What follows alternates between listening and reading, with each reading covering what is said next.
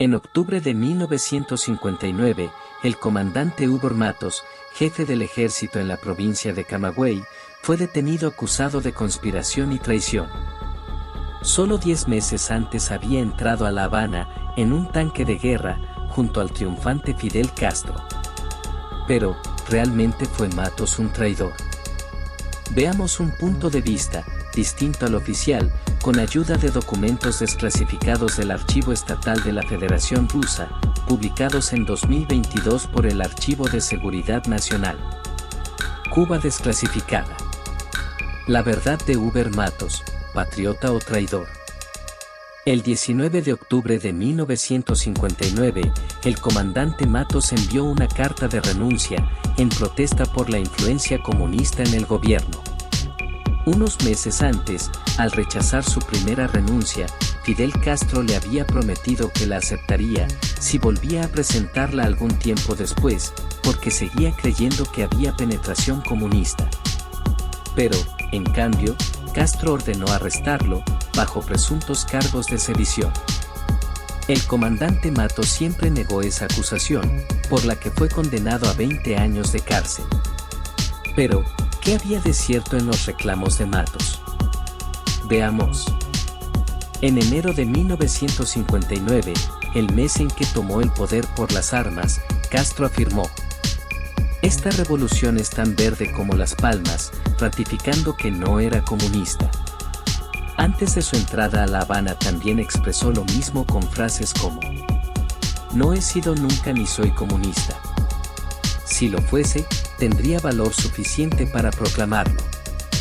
Más aún, Castro aseguró en marzo de 1959, "No vengan, ni soñando, a comenzar las campañas tendenciosas y falsas, a querer confundir al pueblo acusando a la revolución cubana, llamándonos comunistas". Sin embargo, algunos testigos lo desmienten. El abogado Rolando Amador, su compañero de estudios en la universidad, relató que un día de 1950, cuando estaban estudiando juntos, se presentaron Flavio Bravo y Luis Mas Martín, para informar a Fidel Castro, que había sido aceptado en el Partido Socialista Popular.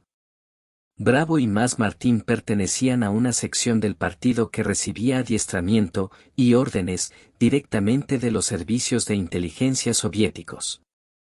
Según otras fuentes, el papel asignado a Castro fue infiltrarse en el Partido Ortodoxo, lo que hizo, e incluso, fue candidato a congresista por esa organización.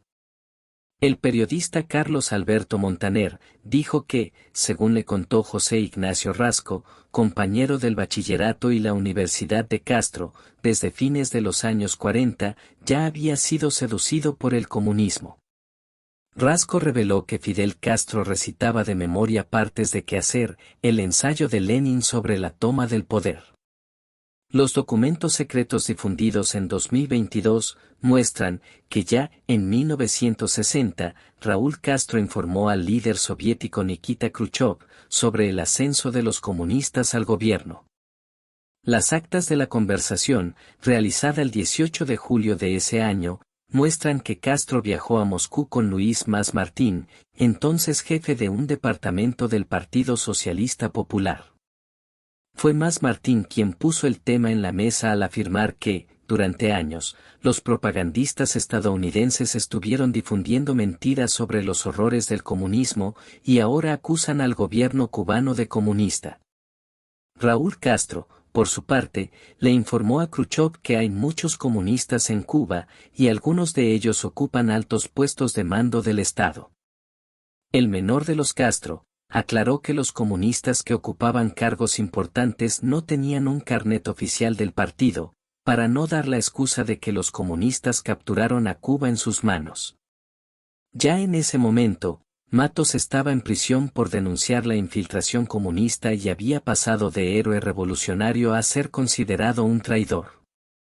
No faltaba demasiado para que, en 1961, Fidel Castro declarara el carácter socialista de la revolución, en contradicción con lo que venía pregonando desde la Sierra Maestra.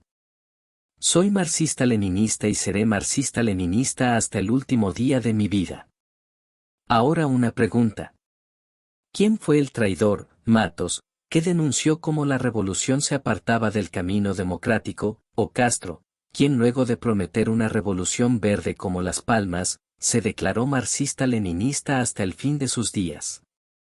Si quieres conocer más de la historia desclasificada de Cuba y tener una visión de la actualidad diferente a la oficial, suscríbete al canal y no olvides dar un like para apoyarnos.